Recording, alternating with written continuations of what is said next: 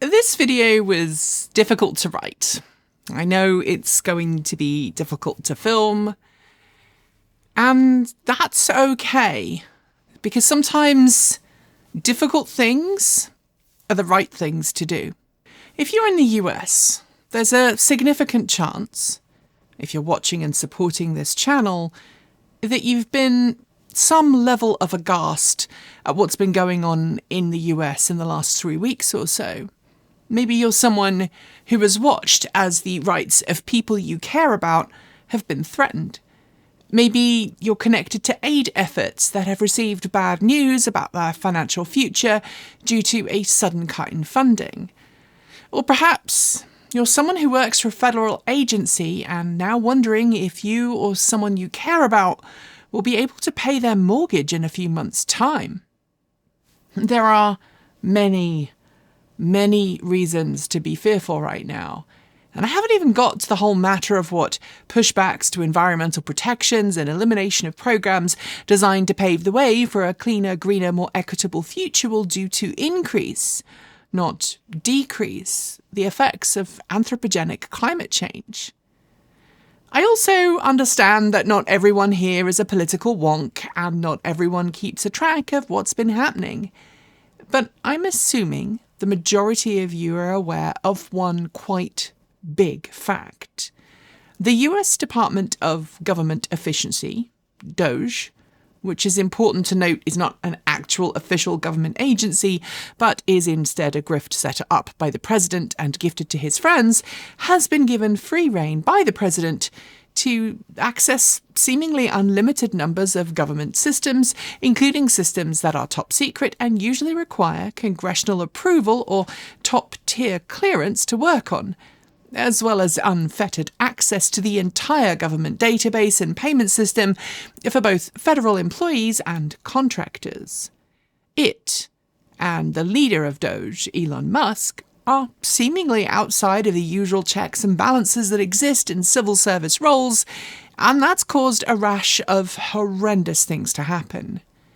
Between my writing and filming this and it going live, we can expect a whole slew of news stories concerning mass firings, leaked information, and so much more to take place.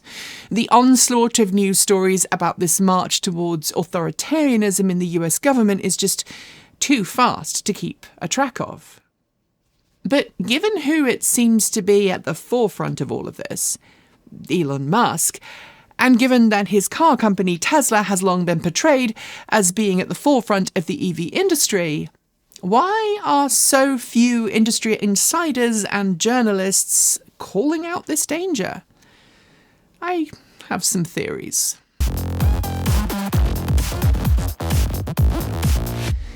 Before I get too far into this video, I want to be clear on a few things. First, we have generally purposely not covered stories from Tesla nor Elon Musk, except this video, since he made a salute at the presidential inauguration that was blatantly evocative of a certain Austrian leader of Germany during World War II. We made that decision because we don't think the EV world needs to, or in fact should, give airtime to a company whose CEO, backed by a board of directors who currently support him, should, in polite society, be treated as if everything was okay when it's clearly not. To be clear, post-event, he's denied that's what it was, and some have cited his 2024 visit to the death camp at Auschwitz in his defence. However, his biographer has described him as being indifferent during that visit and state that he regarded it purely as a photo opportunity. We see no reasonable alternative explanation for his behaviour nor for the salute, and thus intend to continue to not cover Tesla until a point where it picks an alternative leader less focused on dismantling democracy. And as free citizens expressing our opinions about how the country is run and his involvement with it, we're allowed to do that, for now at least, here in the US. The second, let's talk about the gesture and what it was or wasn't. If you will allow me, while it is certainly true that everyone makes mistakes and we should, as a society, be kind and mindful of someone having a quote-unquote bad day, it's inconceivable to believe that the world's richest individual, when considered alongside his long list of neo-nationalist statements and backing of white supremacist and far-right ideologues and promulgation of those ideologies, can be easily explained away by some hand-waving about being on the autistic spectrum. I can't believe I'm having to say this, but there is not a single person I know, diagnosed or not, whose neurodivergent is used by them as an excuse for terrible, unconscionable behaviour. In fact, every single neurodivergent person I know would be mortified if they had unknowingly done something as egregious as we witnessed from Elon Musk on January 20th, and would have gone out of their way to apologise and make amends.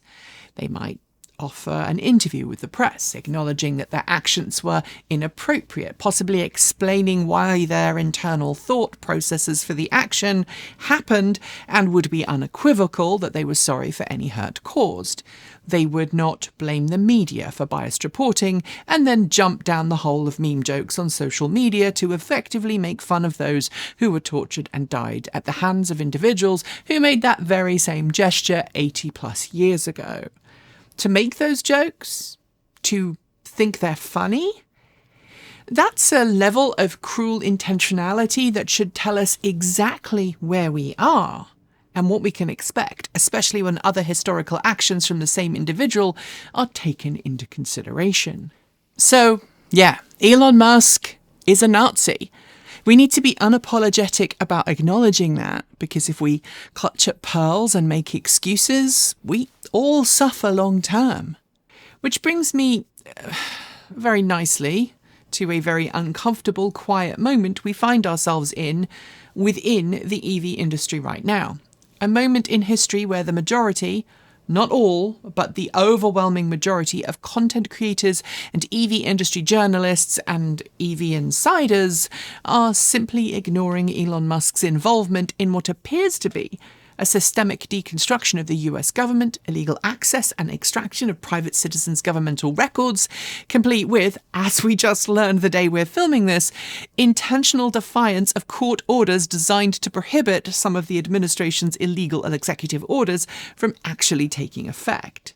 I don't want to delve too deeply into this because civics is a thing and I hope you're well versed in it. But the US government is built on 3 legs of co-equal power: executive, legislative, and judicial. Each are meant to have equal amounts of power. When one ignores the other, problems inevitably follow, effectively destroying the series of checks and balances that the US has relied on for nearly 250 years to ensure that no person or small group of people can be king or act above the law. I've been paying attention to the EV industry of late and looking towards leaders, advocates, journalists, and automotive CEOs to see exactly what the reactions are to the growing power of Elon Musk in his role in the White House, and the growing abuse of that power.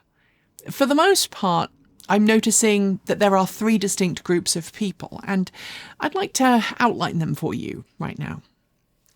The first group of people I'm seeing are fearful. They're unwilling to put their neck above the parapet and have generally pretended as if everything is okay.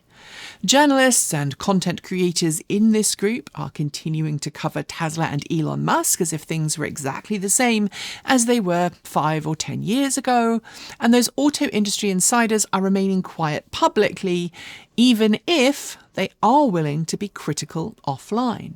Some, frankly, many of the largest names in the EV industry fall into this category. Next, we have fans, folks who still see Elon Musk as a leader in the sector and are unwilling or unable to accept any alternative outlook of that. They still have a holding in the company or maybe drive a Tesla. They are most likely to discredit or discount reporting that shows Tesla or Elon Musk in a negative light. They are often the ones disagreeing in comment sections, arguing about what the salute was or wasn't, tend not to have a whole lot of empathy for other points of view, and will use whatever flimsy evidence they can, often easily disproven or debunked, to justify their stance. And when disproven, they will often move on to another technique for fallacious argument, perhaps sea-lining, straw-manning, or using an argument to moderation. Then there is the third group of people who are willing to speak up about what's going on. Their motivations are wide and varied, and while some are EV advocates willing to note that where Tesla and Elon Musk once was and where they are now are vastly different places, and that, bluntly, the current situation is unsustainable, there are also people within this group who view the negative connotations of what's going on right now as an ideal opportunity to rail against all EVs. This is quite the diverse group of people, often viewed by the first as foolish and the second as dangerous. And since we at this channel are willing to stick our necks out in order to lift all metaphorical ships by encouraging and demanding policies that are equitable and sustainable, we naturally fall somewhere into this category. It's also worth noting that in this group there's a larger number of folks who fit outside of conventional corporate entities and folks who come from currently or historically disenfranchised groups. Because those communities usually understand what's at stake when the normal states of governance and civil society are disrupted by an attempted coup. To be blunt, the rest of us are usually the canaries in the coal mine for the rights of cis-het white men. Minorities lose their rights first, then women, then eventually cis-het white men lose theirs, and get to look around surprised at the destruction that some of them have been choosing to studiously ignore. Now I've looked at these groups, let's examine the first one, which, as I noted, is the one that the team at TE is currently most frustrated with. Folks who quietly admit that they are unhappy with what's going on but aren't willing to speak out publicly. And we're going to examine some possible reasons as to why. The first, very obvious reason, is Tesla is a very, very dominant force in the EV marketplace. It started making large volumes of mass-produced Model S cars when most automakers were either producing small volumes of often limited market, limited range EVs, they focused on shorter range, more affordable models, or just simply pretended EVs didn't exist. And at a moment in history where the scars of the previous generation of EVs and their subsequent destruction, as told in the film Who Killed the Electric Car, were fresh and raw, Tesla was seen by many enthusiasts as the car company that wasn't like the others. It wasn't like those other distrustful legacy firms with their ties to the fossil fuel industry. Tesla had its own vibe, its own counterculture mindset, and a large dose of sticking it to the man. I've met many people over the years who actually worked for Tesla, and interestingly, the story they usually tell of Tesla is very different to the stories told by customers and fans. Former staff often complain about being overworked, underappreciated, and mistreated by management, and tales of the same bro culture that we now see on display at Doge on Capitol Hill can be traced back at Tesla more than a decade. And that, in of itself, isn't unusual. There's a big difference in how you view a tech company as a customer and how you view it as an employee. Some companies treat their staff better than others, but I want to be clear this isn't a direct criticism of Tesla exclusively, but a criticism of the kind of Silicon Valley hustle culture that tends to chew people up and spit them out if they're not in the very tiny percentage of staff who actually manage to attract the attention of the company CEO. Tesla's origin story, much like Apple's, has an element of folklore and legend. And no, I'm not talking about the bit where Elon Musk won a court battle against Tesla's actual original trio of founders in order to cement himself in the history books as a founder long after the company was actually incorporated. Its cultural significance in the EV marketplace cannot be ignored, and whatever has led to this point today, it has been incredibly influential. Tesla dragged automakers, quite a few of them kicking and screaming, into the EV age. It helped normalise the concept of fast charging and long-range EV travel, and its supercharger network is now as ubiquitous with long-distance EV travel as Zoom is for virtual video calling. And for that reason, folk are unwilling to speak out because of fear of reprisal, fear of ostracisation, and fear of being seen as some stinking woke liberal. And that fear includes a whole slew of sites that the second group of folks are very happy to send your way.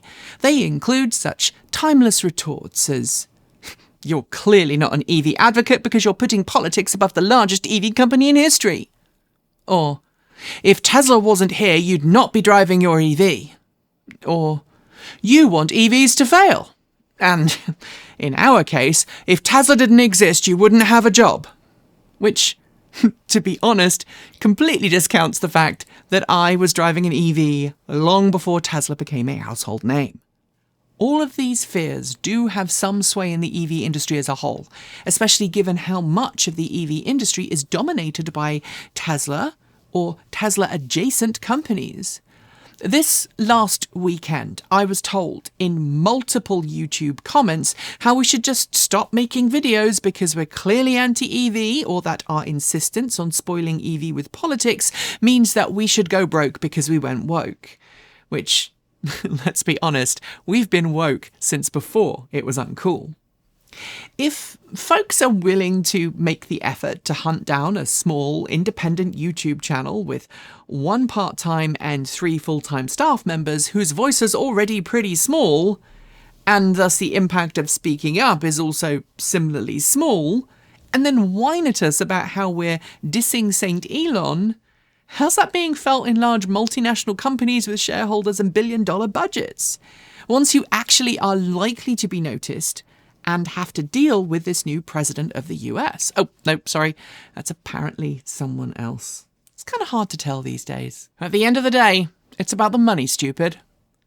Large automakers speaking out against Tesla and Elon Musk would frankly face a massive backlash that could potentially impact their bottom line. It is easier and financially safer for short-term and maybe long-term goals to just keep quiet and not attract attention, for the same reason that so many large multinational companies have very publicly folded under pressure from a few powerful shareholders to end DEI programs, although in private, some have kept the bits of those policies that they feel are beneficial, just that they are rather more carefully wording them to avoid verboten phraseology, and in some cases publicly express how they're rethinking their EV policies.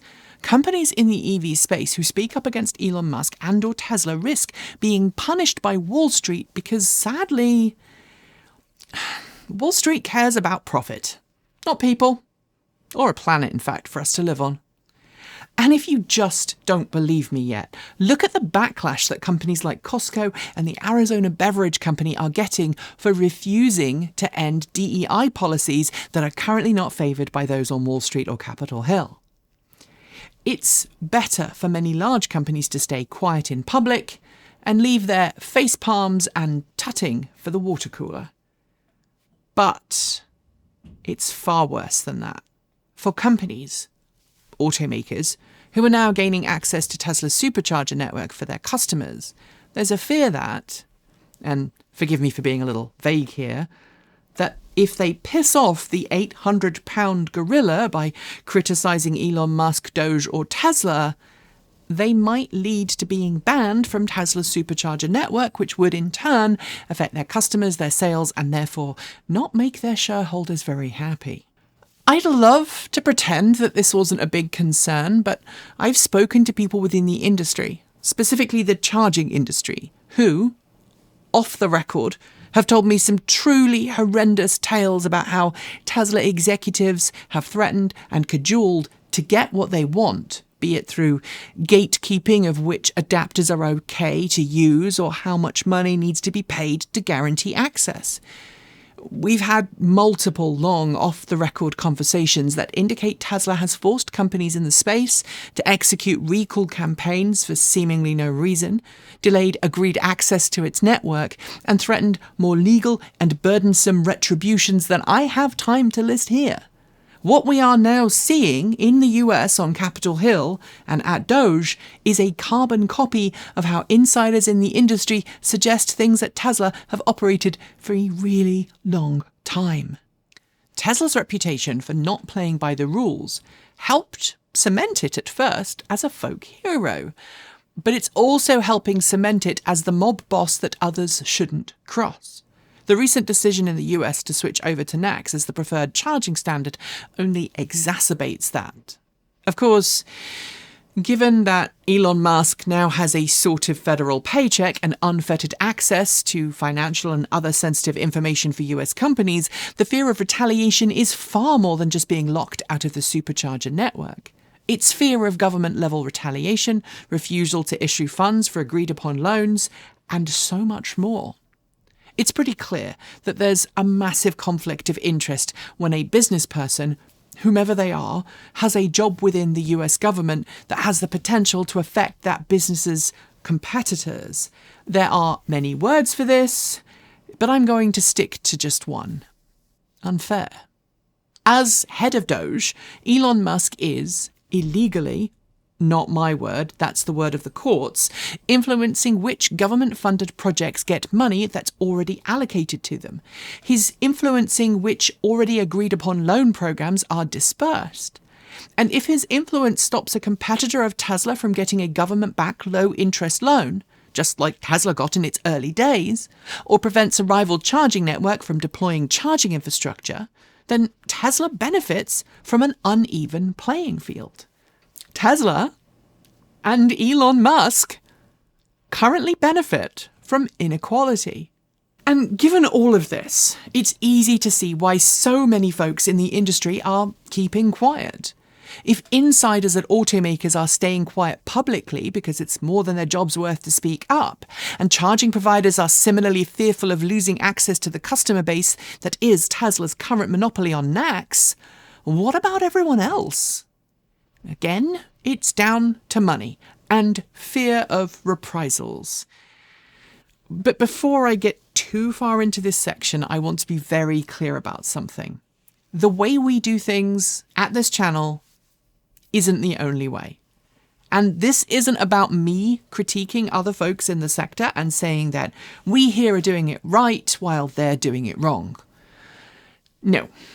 I want to be clear that this section is about giving some reasons as to why I think things are the way they are right now. And off of the back of that, I want to note that when we're talking about content creators and small businesses, they too have a multitude of different reasons why they do things a particular way.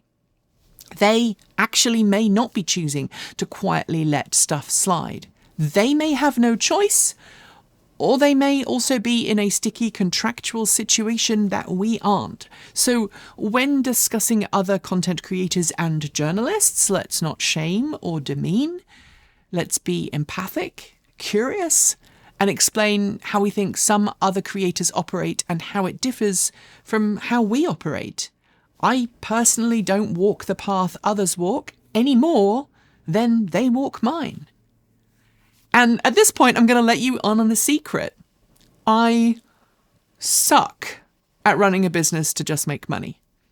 Many in this sector, be they individual content creators, larger channels, or independent journalists, are so much better at it than me.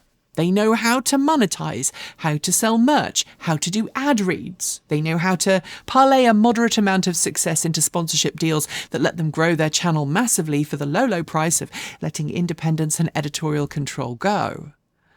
My personal goal here has always been to try and provide the best information I can, to correct myself and other members of the team when we screw up, to try and be sincere, and to hope that what we do here will help other people make smarter, cleaner, and more equitable choices about their own transportation and energy.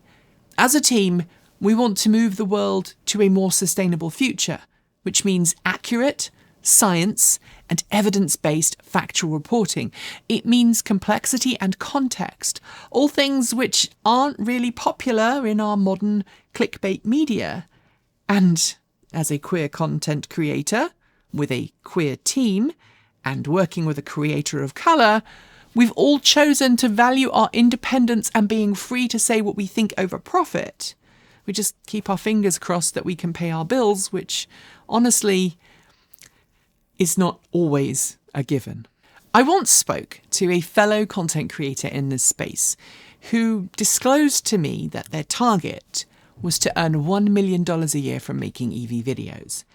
They were in it to capitalise on and make money off of the back of EVs, be it trendy videos on whatever social media site was popular through to making a killing on ad revenues. I was once accidentally CC'd on an email reply from this content creator to an advertiser who had mass mailed a bunch of us in the sector, and this individual said they'd happily promote a new EV product to their audience for a fairly high 4-figure number.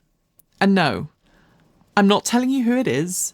I'm not telling you this to shame or to say that people in that position are wrong or immoral. I'm telling you this because I believe that when you run your business off the back of capitalizing on market hype, you are making a choice and should be honest about it, but that choice may also impact what you can say publicly when stuff like this happens. I never found out if that individual ended up making $1 million a year in the end, or if they currently still do, but I can tell you we most certainly don't. Because aside from being able to pay our bills and our team, who, yes, I'd love to pay more than we do right now, my biggest moment of joy in this job is actually meeting you all. Meeting people who've realised that, yeah, they can drive a cleaner vehicle, or yes, they can ditch their gas guzzler completely and ride to work on a bicycle or take public transit every day. My buzz, and honestly I think the buzz of most of the people here on the team, is knowing that we are helping you make your journey better. And if you come up to us at an event or reach out and you tell us that you're now driving a clapped out Nissan Leaf as your daily driver with a 30-mile range and you can afford that and it brings you joy and it does what you want it to, that is so much more important than knowing that another wealthy person purchased another high-end sports car that they'll swap out in 6 months or when they get bored, which, by the way, is one reason why we, unlike a lot of channels, don't buy a new car every 6 months. I mean, to be honest, the other is our independence has come at the cost of us not making a lot of money, so basically none of the team could actually afford that, even if they wanted to. That and the fact that I'm neurodivergent, and while part of my brain does get very much excited about, ooh, shiny, like Kaylee Fry, I also like tinkering and fixing stuff. But also, that's not how most people exist, so why create that expectation or impression? At this point, you might genuinely believe I'm trying to cast shade on my colleagues in the industry, and I want to be really clear, I am not.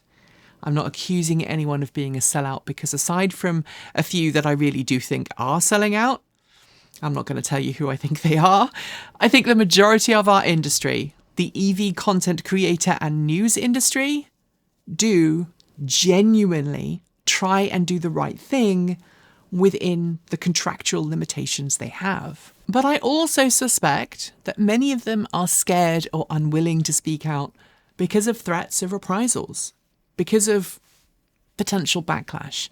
Because while many of them tell me in private at car launch events they disagree with what's going on, I also know that they're worried about losing money or losing access or being quote-unquote cancelled. And I mean really cancelled, not right-wing book deal speaking tour Fox News daily hour-long show cancelled. It is financially easier for everyone to turn a blind eye than it is to stand up. And some of the channels out there, while they might give the appearance of being small like us, are much larger than we are. They have a much larger team and therefore a much bigger financial obligation that they have to meet. Which brings me to how we change this. I'm sure many watching this are unhappy with what's going on. They're unhappy with the connection between who Elon Musk is showing himself to be right now and his direct attempts to cause a constitutional crisis, and that juxtaposition with how they felt historically about Tesla, or maybe still feel about Tesla and EVs in general. And for those who watch or support other content creators in the space, we all need to ask tough questions of them, as I know some of you ask of us on a regular basis. If companies are too afraid to stand up because of shareholder consequences or fear of reprisal, we, as citizens and EV fans, regardless of it being one or the other or both, need to be willing to stand up and say what larger companies, and in fact some of my colleagues in this space, are unwilling or unable to say. Ask creators to have an opinion. Let them know it's okay for them to get off the fence. Provide a welcoming, informed, and safe place for them to speak out. And hold them accountable if they don't. Don't threaten to cancel them. Ask them why their opinions and policies are the way they are. Again, empathy rather than hate is how we change things. Right now, we all at this channel see the fear that's preventing folks, decent folks, from saying in public what they really feel and say in private. It sucks. I hope others will find their voice and find it soon. Because otherwise I fear this industry and its goals aren't the ones I thought they were. And at that point, we're all complicit. And that means we deserve everything that's coming for us. Thanks for joining us today, and if you've got thoughts, make sure you leave them below in our Discord chat room, on our Patreon page, or you can reach out to us on Mastodon or Blue Sky. Thanks to the amazing list of people scrolling by on your screen right now. They're part of the massive community of supporters who make this channel possible, helping us through Patreon and YouTube, helping cover our bills, paying our team, and making sure that we can remain 100% independent. If you'd like to join them and see your name listed here, just follow the links below. We've got options available across a wide range of different price points from just $1.50 US a month. A massive welcome to our newest supporters: Macintosh, Thomas TK, James Erbe, Cosmos, Mr. Hockey, Josef Guia Esteve, Michael J. Kidd, Kulek, Giardo Orzorko, and Douglas Hill. To join the list and get your shout out, become a paid Patreon member for your moment of fame, and you can even gift membership to someone else. If you'd like to support us with a one-off donation, you'll find links below that allow you to make Ko-fi and Bitcoin donations, and we even have an old-fashioned PO box you can reach us at for the time being, address listed below. You'll also find links to our swag store, and if you're someone who wants to shop at Amazon, please consider using our affiliate link so we get the commission, not Jeff Bezos. So we can continue to focus on making our content as good as possible and reduce burnout, we're being a little freer with our release days, but plan on dropping new content every Tuesday, Thursday, and Saturday on our main channel, plus something on Sundays over on TE Take 2. If you want more, the mighty algorithm thinks that you will enjoy watching this video, but this video is one we'd like you to check out. Be awesome, be kind, be intentional, and don't forget to resist. Keep evolving.